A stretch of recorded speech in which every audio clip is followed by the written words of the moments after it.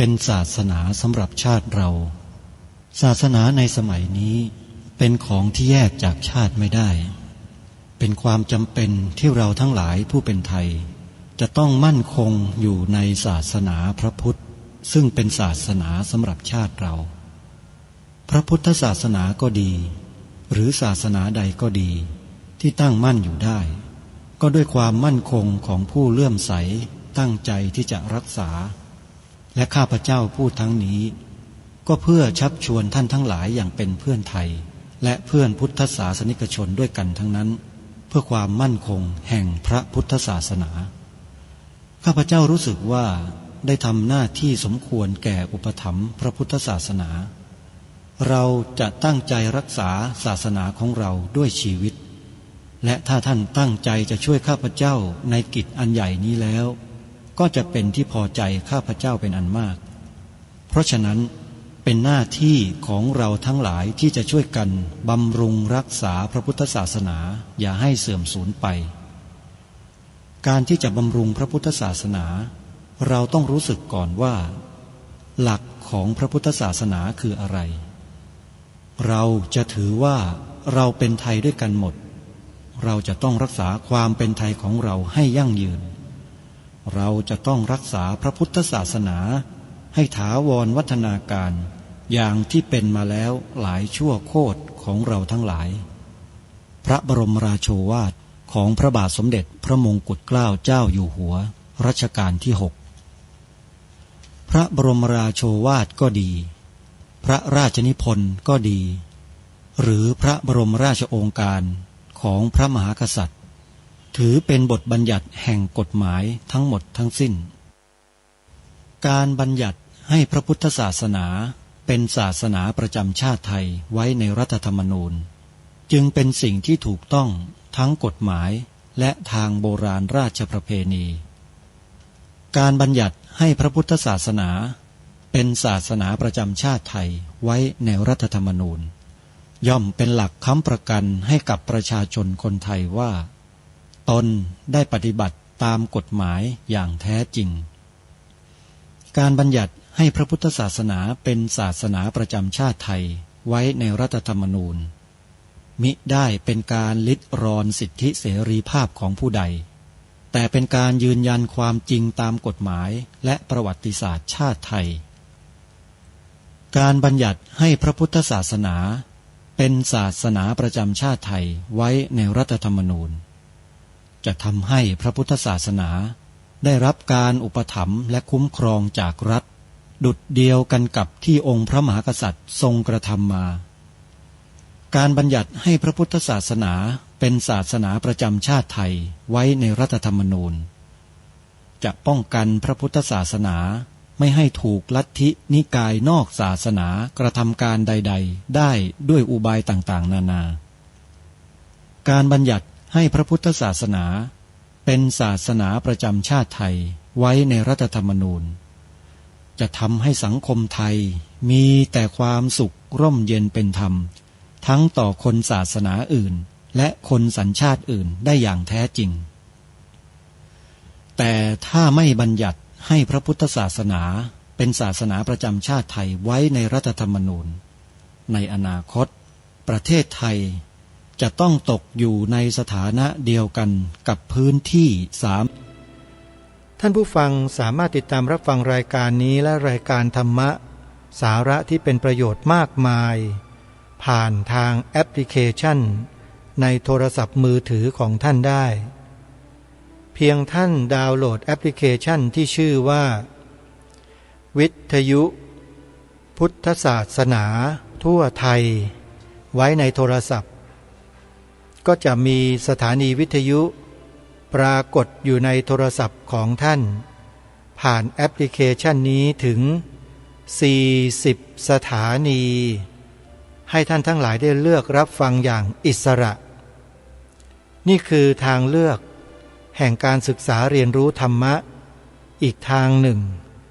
ที่เราท่านทั้งหลายสามารถเข้าถึงได้ด้วยตัวของเราเองจึงขอเรียนเชิญเจริญพรทุกท่านช่วยกันแนะนำช่วยกันบอกต่อ ให้พี่น้องชาวพุทธของเราดาวน์โหลดแอปพลิเคชันเพื่อฟังธรรมะกันตลอด24 ชั่วโมงภายใต้แอปพลิเคชันที่ชื่อว่าวิทยุพุทธศาสนาทั่วไทยอนุโมทนาบุญกับทุกท่านวันนี้รายการคดีโลกคดีธรรมขอเริ่มต้นด้วยการประชาสัมพันธ์เชิญชวนงานบุญกฐินของครูบาอาจารย์ของเราร่วมกันนะโยมนะสะดวกที่ไหนเราก็ไปทำที่นั่นแต่ในส่วนกลางที่จะขอให้ทุกท่านมีส่วนร่วมทุกสายบุญมีส่วนร่วมกันก็คือกฐินสถานีโทรทัศน์ดีทีวีตอนนี้จอดำจอมืดอยู่นะโยมออกอากาศไม่ได้ช่วงนี้เพราะไม่มีเงินใช้จ่ายให้เขาตามเงื่อนไขข้อกำหนดเขาก็เลยงดให้บริการในช่วงนี้ไปก่อนจนกว่าเราจะหาปัจจัยหาเงินไปใช้เขาได้นี่คือสิ่งที่เป็นภาระที่สถานีโทรทัศน์ดีทีวีกำลังรอศรัทธาสาธุชนร่วมบุญกฐินปีนี้กันอยู่ปีนี้เรามาทำบุญกฐินช่วยดีทีวีกันนะโยมนะซึ่งจะจัดทอดกฐินปีนี้กันที่วัดสามชุกเหมือนกับปีที่ผ่านมาแล้วก็ระดมทุนให้ญาติโยมได้ร่วมผ้าป่าหางกฐินในงานทุกปีในปีนี้จะกำหนดวันทอดกฐินสามัคคีของดีทีวีในวันอาทิตย์ที่26พฤศจิกายนนะโยมนะ26พฤศจิกายนไปร่วมกันเป็นเจ้าภาพกฐินสามัคคีที่วัดสามชุกอำเภอสามชุกจังหวัดสุพรรณบุรีได้ด้วยกันโทรศัพท์สอบถามรายละเอียดที่หมายเลข089008462โทรศัพท์ไปสอบถามรายละเอียดกันได้ที่วัดสามชุกกฐินต่อมาก็คือกฐินสร้างอุโบสถรูปทรงเจดีย์พุทธคยาที่วัดหนองกายอำเภอแม่แตงจังหวัดเชียงใหม่วัดหนองกายจะจัดทอดกฐินปีนี้สมทบกองทุนสร้างอุโบสถรูปทรงเจดีย์พุทธคยานะโยมนะใครที่ยังไม่ได้รับเป็นเจ้าภาพก็ขอเชิญญาติโยมโทรศัพท์เข้าไปจับจองเป็นเจ้าภาพกันได้ตั้งแต่บัดนี้เป็นต้นไปที่หมายเลขโทรศัพท์0833893642วัดป่าจริยธรรมจัดทอดกฐินเป็นประจำทุกปีในวันหลังออกพรรษา1 วันเป็นวันทอดกฐินของวัดป่าจริยธรรมนะโยมปีนี้เช่นเคยสมทบกองทุนที่เป็นรายได้จากการทอดกฐินปีนี้สร้างมหาอุโบสถร่วมกันเยอะๆจะได้สร้างมหาอุโบสถหลังนี้ให้แล้วเสร็จเราจะได้ใช้บำเพ็ญภาวนาศึกษาเรียนรู้อะไรต่อไม่อะไรอีกเยอะแยะเลยโยมช่วยกันนะปีนี้หลังออกพรรษา1 วันทอดกฐินที่วัดป่าจริยธรรมอำเภอนาด้วงจังหวัดเลยโทรศัพท์สอบถามที่หมายเลข083-327-5700ส่วนวัดศรีอุดมวงศ์ใครจะร่วมบุญกฐินปีนี้ก็โทรศัพท์ไปร่วมบุญเป็นเจ้าภาพกันที่089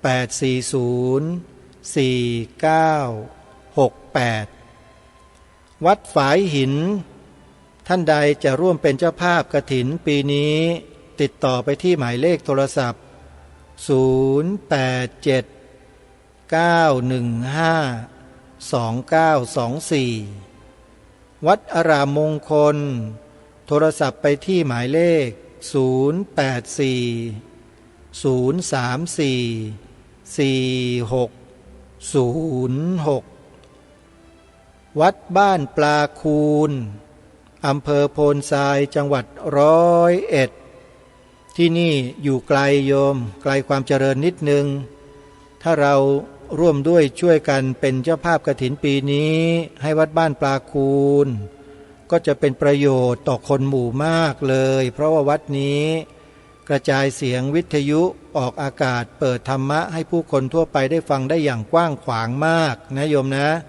ใครทำบุญกฐินที่วัดบ้านปลาคูนปีนี้ได้บุญเยอะนะได้บุญเยอะโทรศัพท์สอบถามร่วมเป็นเจ้าภาพกฐินปีนี้กับวัดบ้านปลาคูนโทรศัพท์หมายเลข0811839690อนุโมทนาสาธุกับทุกท่านวันนี้รายการคดีโลกคดีธรรมก็ยังคงนำเสนอบทความทางวิชาการซึ่งเป็นผลการวิจัยในหัวข้อเรื่องการวิเคราะห์พุทธจริยศาสตร์ที่มีปรากฏในธรรมจักรกัปปวัตนสูตรให้พวกเราได้สดับรับฟังศึกษาเรียนรู้ไปด้วยกันเพราะว่าผลงานทางวิจัยนั้นมีประโยชน์ในทางวิชาการเราท่านทั้งหลายสามารถเข้าถึงได้ศึกษาเรียนรู้ได้แล้วก็นำไปปรับใช้ในชีวิตประจำวันของเราได้เมื่อวานนี้ทางรายการได้นำเสนอผลการวิจัยเรื่องดังกล่าวผ่านทางรายการไปแล้ว1 รอบแล้วก็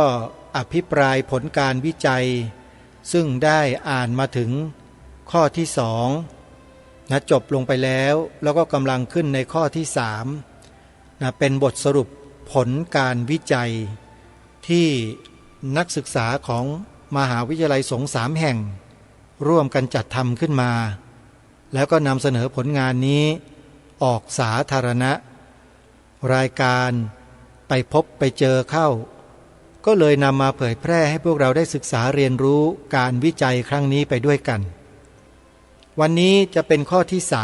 3ซึ่งทางผู้วิจัยจะได้ทำการอภิปรายผลสรุปของการวิจัยให้พวกเราได้ฟังกันเดี๋ยวเราไปติดตามและฟังกันดูที่ว่าข้อที่3ท่านอธิบายสรุปอย่างไรข้อ3อริยสัจ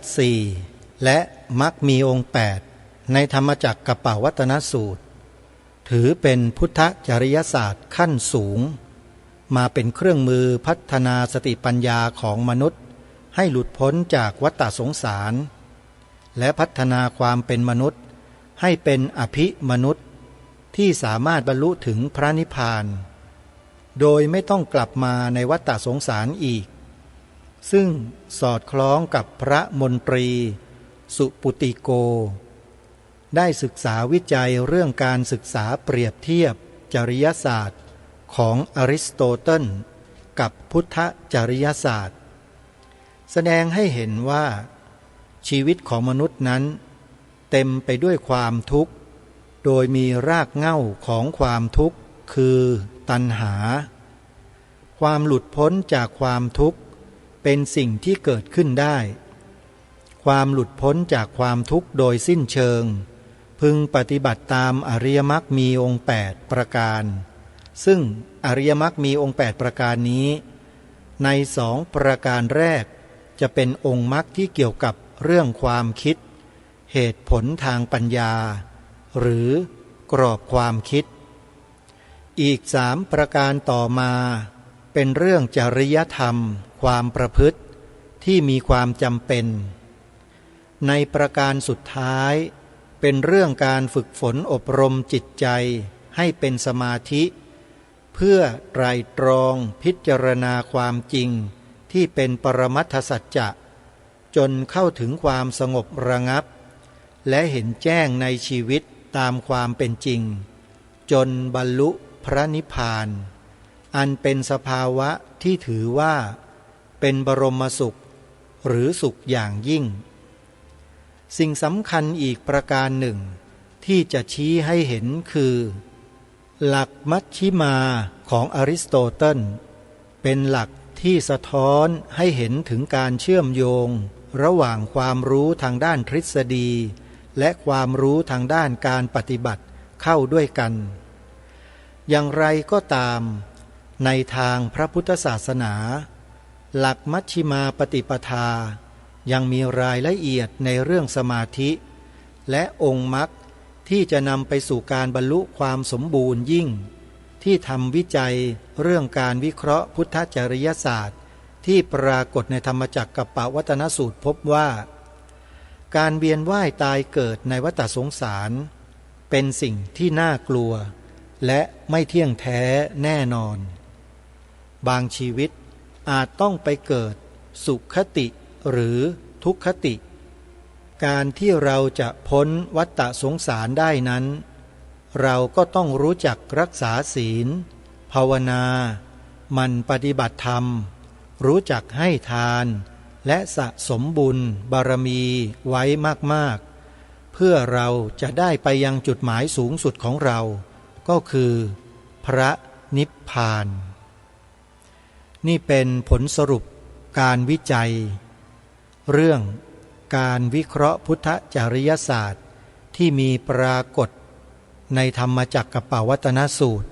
ของคณะนิสิตนักศึกษา3 มหาวิทยาลัยนะโยมนะเขาก็สรุปมาให้เราได้รับทราบถึงผลการวิจัยในระดับนี้แต่เพียงเท่านี้แล้วเรื่องเอกสารการวิจัยเนี่ยเขาไม่ได้จบอยู่เพียงเท่านี้นะโยมเขาจะมีการนำเสนอในช่วงต่อไปอีกก็คือข้อเสนอแนะ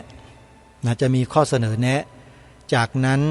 ก็จะมีองค์ความรู้ใหม่จากการทำความวิจัยครั้งนี้เกิดขึ้นด้วยไอ้องค์ความรู้ใหม่นี่แหละเป็นสิ่งที่น่าศึกษาอีกประการหนึ่งเพราะมันเป็นความเข้าใจของคนที่ทำวิจัยที่เป็นการสรุปเพื่อให้เกิดความรู้ใหม่ๆขึ้นมาจากการทำวิจัยครั้งนี้ซึ่งเป็นบทสรุปสุดท้ายเลยซึ่งเดี๋ยวเรามาว่ากันในช่วงต่อไปซึ่งในช่วงนี้เป็นข้อเสนอแนะที่ทางผู้ทำวิจัยนั้นได้ทำเสนอผ่านเอกสารที่เป็นวิชาการดังกล่าวออกสู่สาธารณะแล้วก็มีการเผยแพร่มาจนถึงพวกเราในวันนี้ข้อเสนอแนะในเอกสารดังกล่าวนี้เขาได้ระบุไว้ดังนี้ว่า 1. เสนอแนะการนำไปใช้โดยนำพุทธจริยศาสตร์ที่ปรากฏในธรรมจักรกัปปวัตนสูตรให้ใช้เกิดประโยชน์สูงสุดแก่ตนเองครอบครัวและประเทศชาติดังนี้ 1.1 หน่วยงานคณะสงฆ์พระสงฆ์มีความจำเป็นอย่างมากที่ต้องมีพุทธจริยศาสตร์เพื่อการปฏิบัติอย่างน้อยก็ช่วยให้พระธรรมวินัยได้มองเห็นอย่างชัดเจนและยังเป็นหลักธรรมในการส่งเสริมในการดำเนินชีวิตและเป็นแบบอย่างแก่บุคคลทั่วไปสำหรับชาวพุทธและยังส่งเสริมเป็นแบบอย่างที่ดีต่อสังคมแล้วเราก็จะสามารถเห็นภาพที่ชัดเจนมากขึ้น 1.2 สถาบันการศึกษาในสถาบันการศึกษาจริยศาสตร์มีความจำเป็นอย่างมากที่จะต้องฟื้นฟูครูนักเรียนซึ่งมีวิจัยหลายเรื่องมากที่ได้เข้าไปศึกษาในสถาบันการศึกษาจึงทำให้รู้ว่าครูและนักเรียนได้ขาดจริยธรรมเป็นจำนวนมากดังนั้นการศึกษาในธรรมจักรกัปปวัตนสูตรยังได้มองเห็นปัญหาต่างๆและนำไปใช้ในชีวิตประจำวันได้ 1.3 นักการเมืองนักบริหารประเทศบุคคลเหล่านี้เป็นบุคคลที่สำคัญต่อประเทศชาติเป็นอย่างมาก ที่จะทำให้ประเทศชาติเดินไปข้างหน้าที่ถูกและควรทุกคนจะต้องมีตัวอย่างที่ดีงามและเป็นตัวอย่างที่ดีต่อสังคมดังนั้นนักการเมืองหรือนักบริหารประเทศจึงต้องมีจริยธรรมในการบริหารโดยนำตัวอย่างจากการวิเคราะห์พุทธจริยศาสตร์ที่ปรากฏในธรรมจักรปวัตนสูตรเป็นหลักในการช่วยให้ดำเนินชีวิตองค์กรหรือหน่วยงานต่างๆ 2. เสนอแนะการทำวิจัยในประเด็นที่ควรศึกษาเพิ่มเติมดังนี้ 1. ศึกษาด้านอภิปรัชญาที่ปรากฏในธรรมจักรปวัตนสูตร 2. แนวคิดญาณวิทยาที่ปรากฏในธรรมจักรปวัตนสูตร 3. ตรรกศาสตร์ที่ปรากฏในธรรมจักรปวัตนสูตรอันนี้ก็เป็นข้อเสนอแนะของผู้ทำการวิจัยหลังจากสรุปผลการวิจัยเสร็จสิ้นลงแล้วก็จะมีข้อเสนอแนะเพิ่มเติมเพื่อเป็นประโยชน์ต่อสังคมโดยส่วนรวมในที่นี้ข้อที่น่าสนใจก็คือข้อที่1ที่แตกย่อยมาเป็น3ข้อที่ได้อ่านให้ท่านทั้งหลายได้ฟังไปเมื่อสักครู่นี้นะฮะก็คือหน่วยงานของคณะสงฆ์พระสงฆ์มีความจำเป็นอย่างมากที่ต้องมีพุทธจริยศาสตร์เพื่อการปฏิบัติอย่างน้อยก็ช่วยให้พระธรรมวินัยได้มองเห็นอย่างชัดเจนและยังเป็นหลักธรรมในการส่งเสริมในการดำเนินชีวิตและเป็นแบบอย่างแก่บุคคลทั่วไปและยังส่งเสริมเป็นแบบอย่างที่ดีต่อสังคมแล้วเราก็จะสามารถเห็นภาพที่ชัดเจนมากขึ้นแล้วก็ 1.2 ที่บอกว่าสถาบันการศึกษาในสถาบันการศึกษาจริยศาสตร์มีความจำเป็นอย่างมากที่จะต้องฟื้นฟูครูนักเรียนซึ่งมีวิจัยหลายเรื่องมากที่ได้เข้าไปศึกษาในสถาบันการศึกษาจึงทำให้รู้ว่าครูและนักเรียนได้ขาดจริยธรรมเป็นจำนวนมากดังนั้นการศึกษาในธรรมจักรปวัตนสูตรยังได้มองเห็นปัญหาต่างๆและนำไปใช้ในชีวิตประจำวันได้และไอ้ข้อสุดท้ายนี่สีน่าสนใจท่านผู้ฟังถ้าผลงานวิจัยนี้สามารถนำไปใช้ได้จริงนะตามข้อ 1.3 ที่จะอ่านให้ฟังเนี่ยประเทศเรานี่จะน่าอยู่มากกว่านี้เยอะเลย 1.3 นักการเมืองนักบริหารประเทศบุคคลเหล่านี้เป็นบุคคลที่สำคัญต่อประเทศชาติเป็นอย่างมากที่จะทำให้ประเทศชาติเดินไปข้างหน้าที่ถูกและควรทุกคนจะต้องมีตัวอย่างที่ดีงามและเป็นตัวอย่างที่ดีต่อสังคมดังนั้นนักการเมืองหรือนักบริหารประเทศจึงต้องมีจริยธรรมในการบริหารโดยนำตัวอย่างจากการวิเคราะห์พุทธจริยศาสตร์ที่ปรากฏในธรรมจักรปวัตนสูตรเป็นหลักในการช่วยให้ดำเนินชีวิตองค์กรหรือหน่วยงานต่างๆข้อที่ 1.3 นี่ถือว่าเป็นบทสรุปที่เป็นความจริงแท้แล้วก็ไม่มีใครปฏิเสธเพราะนักการเมืองและนักบริหารประเทศเนี่ยเป็นบุคคลที่มีความสำคัญที่สุดเลยจะทำให้ประเทศนี้เดินไปในทางซ้ายทางขวาเดินหน้าถอยหลังขึ้นบนลงล่างหรือย่ำอยู่กับที่มันก็ขึ้นอยู่กับนักการเมืองกับนักบริหารประเทศ2ประเภทนี้แหละถ้าหาก2ประเภทนี้นะไม่มีศีลธรรมไม่รู้จักจริยธรรมขาดคุณธรรมแล้วเข้าไปบริหารประเทศชาติบ้านเมืองประเทศชาติบ้านเมืองนี้จะถูกบังคับให้ไปในทิศทางไหนล่ะในทางที่ดีได้ไหมล่ะเพราะฉะนั้นการศึกษาพุทธจริยศาสตร์ที่ปรากฏในธรรมจักรปวัตนสูตรนี้จึงสามารถใช้เป็นหลักในการดำเนินกิจการของบ้านเมืองได้ไหมท่านผู้ฟังคิดว่าได้ไหมไอ้ที่ไม่ได้คนที่ตอบว่าไม่ได้เนี่ยคือพวกโจรหรือเปล่าเป็นพวกโจรเป็นพวกคนพาลไหมนะที่ตอบไม่ได้เนี่ยเ เป็นคนพาลนะคนพวกเนี้ยยังไม่ทันไรเลยตอบไม่ได้แล้วส่วนคนที่ตอบได้นี่คือเขาฟังมาตั้งนานแล้วไงเขาศึกษาเรียนรู้มานานแล้วเรียนรู้เรื่องพุทธจริยศาสตร์คือพุทธจริยาของพระพุทธเจ้าและก็เรื่องของเนื้อหาบทความในธรรมจักรกัปปวัตนสูตรแล้วก็ศึกษาถึงผลที่เกิดขึ้นจากการที่องค์สมเด็จพระสัมมาสัมพุทธเจ้าตรัสแสดงธรรมจักรกัปปวัตนสูตรให้แก่มนุษย์ในโลกเป็นครั้งแรกเมื่อวันขึ้น15ค่ำเดือน8เมื่อ 2,600 กว่าปีมาแล้วเป็นความจริงและมีปรากฏเป็นหลักฐานอยู่จนถึงพวกเราวันนี้แล้วก็มีบุคคลที่ผ่านการศึกษาเรียนรู้ในตำรับตำราในสถาบันการศึกษามีโอกาสเขาก็นำเรื่องนี้ขึ้นไปทำการวิจัยไปวิจัยก็หมายความว่าไปศึกษาวิเคราะห์เทียบเคียงกับสถานการณ์เหตุการณ์ที่เป็นจริงที่สอดคล้องกับเนื้อหาในบทธรรมะของธรรมจักรกัปปวัตนสูตรแล้วเขาก็มาสะท้อนให้เราได้เห็นภาพเทียบเคียงให้เราได้เห็นระหว่างธรรมจักรกัปปวัตนสูตรพุทธจริยศาสตร์ของพระสัมมาสัมพุทธเจ้าของเราเนี่ยซึ่งเป็นแนวทางดำเนินชีวิตที่ถูกและตรงไปสู่พระนิพพานเนี่ยมีความแตกต่างจากแนวทางแนวคิดการดำเนินชีวิตสังคมการบริหารกิจการบ้านเมืองประเทศชาติในเขาได้หยิบยกเอาเรื่องของแผนพัฒนาเศรษฐกิจและสังคมแห่งชาติฉบับที่12จะแตกต่างกันอย่างไรหรือไม่เห็นภาพอะไรที่มันชัดเจนมากนี่คืองานวิจัยทางรายการเนี่ยเคยพูดในรายการว่าที่มีความรู้ความเข้าใจในสภาพของสังคมเศรษฐกิจการเมือง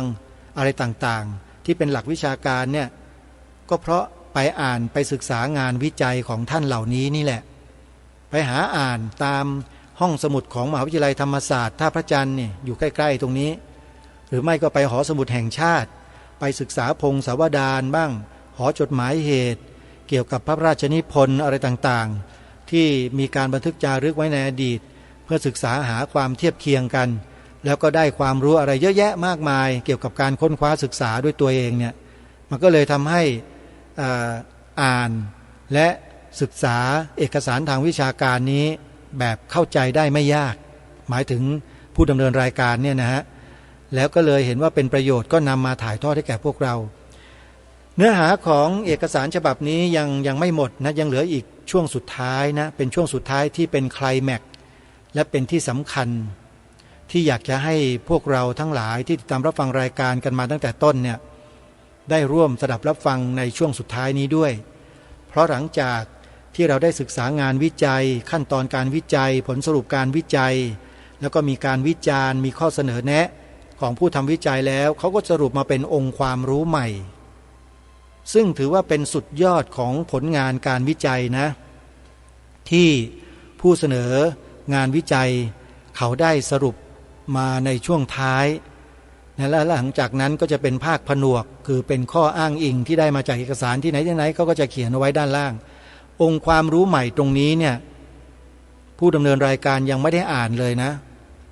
แต่เรามารู้ร่วมกันแล้วจะอ่านให้กับพวกเราได้ฟังกันเขาสรุปเอาไว้ไม่ยาวนะไม่ยาวเขาบอกว่าอย่างนี้จากการวิเคราะห์พุทธจริยศาสตร์ที่ปรากฏในธรรมจักรกัปปวัตนสูตรได้พบองค์ความรู้ใหม่ที่ใช้ในการพัฒนาสติปัญญาเพื่อความหลุดพ้นเพื่อให้บรรลุเป้าหมายสูงสุดคือพระนิพพานเครื่องมือที่จะทำให้ไปสู่เป้าหมายได้นั้นก็ต้องเริ่มจากการรักษาศีลเป็นลำดับแรกโดยการควบคุมกายและวาจาไม่ให้ไปตกอยู่ภายใต้เรื่องของกามและเรื่องของการประพฤติปฏิบัติในทางที่เคร่งเกินไปลำดับต่อมาคือ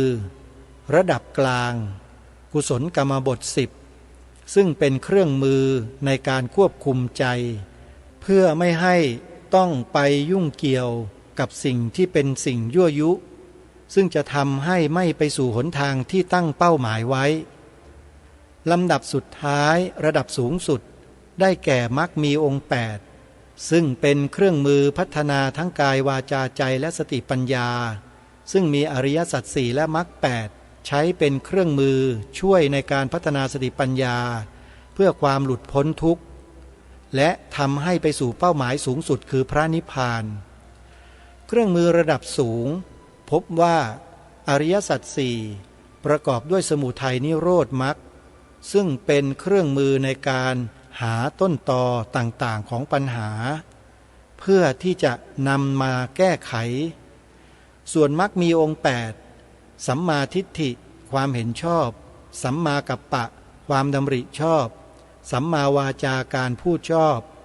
สัมมากัมมันตะการกระทำชอบสัมมาอาชีวะการเลี้ยงชีพชอบสัมมาวายามะความเพียรชอบสัมมาสติการระลึกชอบและสัมมาสมาธิชอบซึ่งเป็นเครื่องมือในการพัฒนาสติปัญญาเพื่อความหลุดพ้นจากทุกข์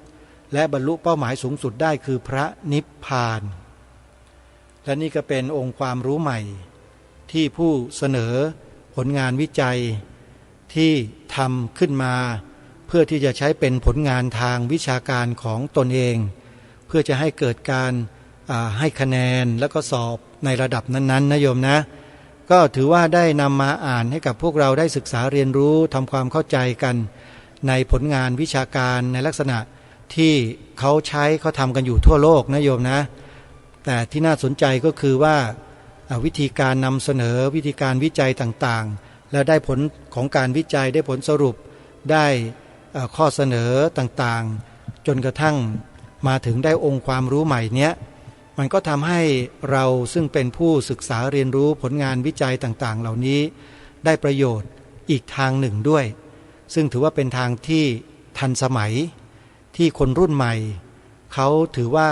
เป็นวิชาการที่เขาเชื่อถือได้เราก็มาศึกษาเรียนรู้ร่วมกันสำหรับ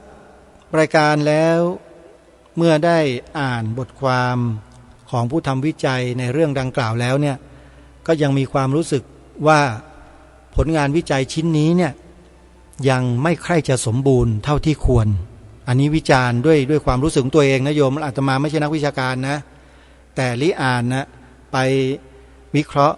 แล้วก็ไปวิจารณ์ผู้ที่ทำวิจัยครั้งนี้ในฐานะที่อาตมาภาพเองก็ศึกษาเรียนรู้ในหลักธรรมคำสอนของพระสัมมาสัมพุทธเจ้ามาอย่างละเอียดละเอียดมากกว่าคนที่ทำวิจัยเหล่านี้เยอะเลยซึ่งคนเหล่านี้ท่านเหล่านี้ไม่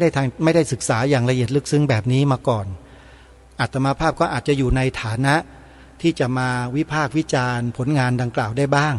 ในบางกรณีก็หมายความว่าหลักธรรมที่เขานำมาเสนอในผลงานวิจัยนี้เนี่ยยังน้อยไปแล้วก็มันอยู่ในกรอบที่แคบมากจริงๆแล้วข้อธรรมในธรรมจักรกัปปวัตนสูตรไม่ว่าจะเป็นอริยสัจ4หรือมรรคมีองค์8เองเนี่ยถ้าเขามีความรู้มีการศึกษาในเรื่องของวิชาการด้านพุทธศาสนาโดยเฉพาะในส่วนของปรมัตถธรรมแล้วเนี่ยนะเขาจะมีการแตกคำอธิบายขยายความของข้อธรรมต่างๆเหล่านี้เชื่อมโยงกันเป็นโครงข่ายได้อย่างกว้างขวางมากอาตมาภาพเชื่อเลยว่าหนังสือ100 หน้า200 หน้าเนี่ยไม่พอที่จะเขียนเรื่องพวกนี้เลยแต่ผู้ที่อ่านผลงานเหล่านี้แล้วจะไม่เข้าใจเพราะไม่มีความรู้เป็นพื้นฐานเหมือนกันถูกไหมฮะไม่ได้ศึกษาเรียนรู้เรื่องอะไรเรื่องปรมัตถธรรมปรมัตถสัจจะที่มีอยู่4ข้อ4ประการก็คือจิตเจตสิกรูปนิพพานนี่แหละคือเนื้อแท้ของพระพุทธศาสนาเลยอยู่ตรงนี้ทั้งหมดเป็นเนื้อหาทางวิชาการล้วนๆนะฮะไม่มีเรื่องที่เกี่ยวกับอุปมาอุปไมยเป็นเรื่องปุคลาธิฐานอะไรมาเจือปนเลยเพราะฉะนั้นผลงานวิจัยถ้าหากว่าทำอย่างละเอียดอย่างที่ผู้ดำเนินรายการกล่าวแล้วเนี่ยอาตมาภาพคิดว่าผู้ที่ทำการศึกษาและอ่านผลงานเหล่านี้จะทำความเข้าใจอย่างลึกซึ้งอย่างเข้าใจเนี่ยก็ไม่ใช่เรื่องง่ายเหมือนกันถ้าหากว่าพื้นฐานความรู้ด้านปรมัตถธรรมยังไม่มีมาก่อนก็จะเป็นสิ่งที่สูญเปล่าไปจึงเชื่ออยู่ประการหนึ่งว่าผู้ทำวิจัยเหล่านี้ที่ท่านทำผลงานวิจัยอันนี้ออกมาเนี่ยท่านก็มีเจตนาที่ดีต้องการที่จะนำเสนอเรื่องราวและเนื้อหาในทางพระพุทธศาสนาออกมาให้เป็นรูปธรรมแล้วก็สามารถให้จับต้องได้นำไปปฏิบัติเกิดเป็นผลได้เนี่ย มานำเสนอซึ่งก็ไม่ได้ผิดอะไรนะก็ถูกแล้วแต่ที่ท้วงติงไปก็คือในเรื่องของการนำเสนอเนื้อหาเนี่ยน้อยไปหน่อยจริงๆน่าจะนำเสนอเรื่องอริยมรรคมีองค์8เนี่ยให้ครอบคลุมเข้าไปถึงหลักธรรมบางอย่างที่นำมาใช้ในชีวิตประจำวันของคนในสังคมตั้งแต่นักการเมืองผู้บริหารประเทศมาจนกระทั่งข้าราชการทุกคนทหารตำรวจพลเรือนและประชาชนคนทั่วไปพ่อค้าแม่ขายเกษตรกรเกษตรกรรมอะไรทั้งหลายทั้งปวงเนี่ยครอบคลุมได้ทั้งหมดอันนี้แหละเป็นสิ่งที่น่าจะทำให้มากกว่านั้นส่วนในเรื่องขององค์ความรู้ใหม่ที่ผู้สรุปทำการวิจัยได้ทำการที่ได้สรุปเป็นองค์ความรู้ใหม่ให้เกิดขึ้นมาตรงนี้เมื่ออ่านดูแล้วมีความที่สั้นเป็นการสรุปก็คือพูดถึงอริยสัจสี่อริยมรรคมีองค์8กุศลกรรมบท10คือเป็นการสรุปที่ไม่ได้รับคำอธิบายให้กว้างขึ้นก็ถือว่าเป็นการสรุปที่สั้นถ้าหากว่ามีการอธิบายขยายความแล้วเชื่อมโยงให้เป็นเหตุปัจจัยกันให้ถึงกันเนี่ยน่าจะมีประโยชน์มากกว่านี้ก็น่าเสียดายนะฮะน่าเสียดายของผู้ที่ทำงานวิจัยเหล่านี้เนี่ยยังเชื่อมโยงธรรมะของพระสัมมาสัมพุทธเจ้าไปสู่หมวดอื่นๆเนี่ยยังไม่สามารถที่จะทำได้อย่างกว้างขวาง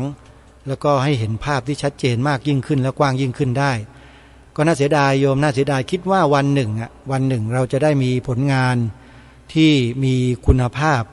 มากขึ้นกว่าที่เราได้ยินได้ฟังนี้นะโยมนะอันนี้ก็มีผลงานก็เป็นสิ่งที่มีคุณค่านะ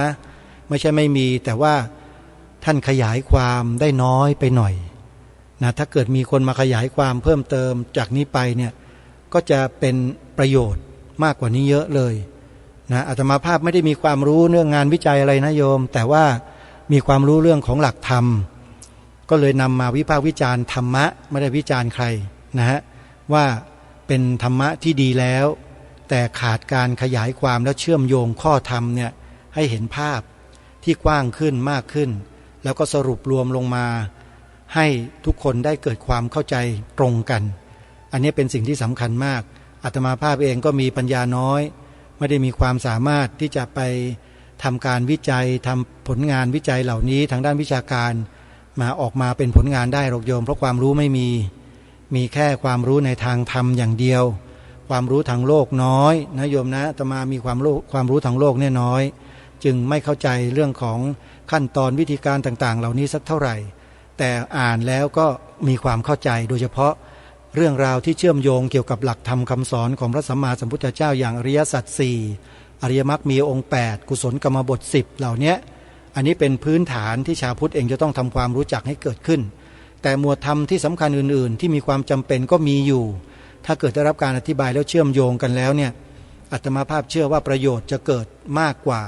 ที่เห็นและที่เป็นอยู่ในตอนนี้เยอะเลยยังไงก็ตามการศึกษาหลักธรรมคำสอนของพระบรมศาสดาสัมมาสัมพุทธเจ้ายังมีความจำเป็นอย่างต่อเนื่องนะโยมนะถ้าหากเราต้องการให้พระพุทธศาสนาของเราเนี่ยสืบสารต่อยอดกันไปตลอดและยาวนานเนี่ยก็ขอให้เราช่วยกันสนับสนุนการศึกษาพระปริยัติธรรมแผนกบาลีแผนกนักธรรมแผนกสามัญหรือจะเป็นแผนกอภิธรรมก็แล้วแต่โยมช่วยกันส่งเสริมกันและโดยเฉพาะสำนักของครูบาอาจารย์ที่เป็นวัดวาอารามนะถ้าเป็นของคฤหัสถ์เนี่ยอาตมาภาพยังไม่ค่อยมั่นใจนะแต่ถ้าเป็นของพระสงฆ์ที่เปิดสำนักเรียนในวัดในวาแล้วโยม100%โยมทำบุญเถอะได้บุญแน่ๆแต่บางสำนักที่เป็นคฤหัสถ์เนี่ยเป็นสำนักสอนธรรมะแต่ไส้ในไส้ลึกๆแล้วเป็นไส้ยาพิษคอยพ่นพิษใส่พระสงฆ์อยู่ทุกวันโยมอันนี้ไปศึกษาเรียนรู้ไปดูไปฟังใน YouTube กันเองนะเดี๋ยวก็เจอไอ้พวกประเภทที่บอกว่าประเพณีไทยๆนะที่เราทำกันมาแต่อดีตการไหว้การเส้นบูชาบวงสรวงแม้แต่การสวดมนต์ข้ามปีไอ้คนพวกนี้มันก็บอกว่าไม่มีประโยชน์มันว่าอย่างนั้นสวดกันไปทำไมเสียเวลาเนี่ยคนพวกนี้เดี๋ยวไปฟังดูแล้วเดี๋ยวจะรู้เองว่าเป็นใครบ้างนะพวกนี้คือพวกที่อันตรายทั้งนั้นโยมนะ สอดแทรกสอดใส่ยาพิษยาดำมาในคำสอนของพระสัมมาสัมพุทธเจ้าอาศัยคำสอนของพระพุทธเจ้าเป็นนกต่อดึงเอาชาวพุทธที่ไม่มีพื้นความรู้ที่ดีเนี่ยเข้าไปเป็นพรรคพวกของตัวเองแล้วเสร็จแล้วก็ใส่ข้อมูลผิดๆให้กับชาวพุทธเหล่านั้นกล่าวหาพระสงฆ์ทั่วประเทศว่าเป็นมหาโจรเป็นอรัชชีอย่างเนี้ยโดยไม่มีเหตุไม่มีผลอันควรเท่าไรเลยโยมนะตรงนี้ต้องขอฝากพวกเราให้ระมัดระวังคนพวกนี้ไว้ด้วยนะโยมนะการศึกษาเรียนรู้หลักธรรมนั้นเป็นสิ่งที่ดีแต่ที่ดีกว่านั้นก็คือเราต้องดูผู้ที่ให้ความรู้กับเราด้วยว่าเป็นใครและมีแนวคิดแนวทางในการสร้างศรัทธาหรือทำลายศรัทธาของเราที่มีต่อพระสงฆ์นะใช้เป็นประทัดฐานในการพิจารณาด้วยนะฮะเอาละท่านสาธุชนเวลาของรายการหมดลงแล้วอาตมาภาพต้องล่ำลารายการไว้เพียงเท่านี้ก่อนพบกับรายการได้ใหม่ในวันต่อไปขอความสุขความสวัสดีในธรรมแห่งองค์สมเด็จพระบรมศาสดาสัมมาสัมพุทธเจ้าจงปรากฏเกิดมีขึ้นในจิตใจของท่านผู้ฟังทุกท่านทุกคน